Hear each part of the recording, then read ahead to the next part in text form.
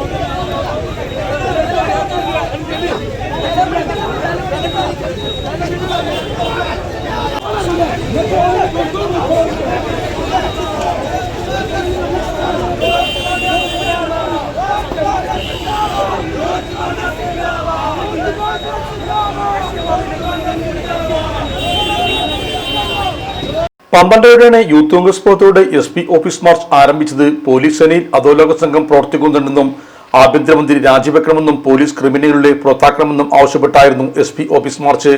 DCC president VS Joy march ഉദ്ഘാടനം ചെയ്തു.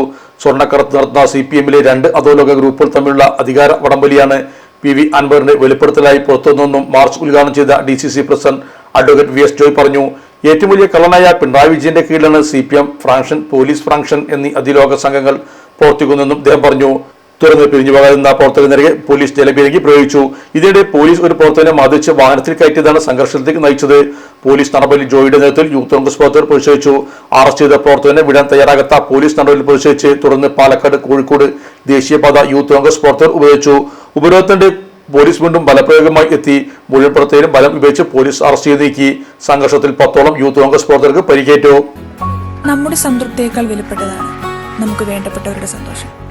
പരിശുദ്ധമായവ ഹൃദയപൂർവ്വം സമ്മാനിക്കുമ്പോൾ നമ്മുടെ സന്തോഷവും ഇരട്ടിയാകും. Dubai Golden Diamonds, Pride of Generations, India, Oman, Bahrain.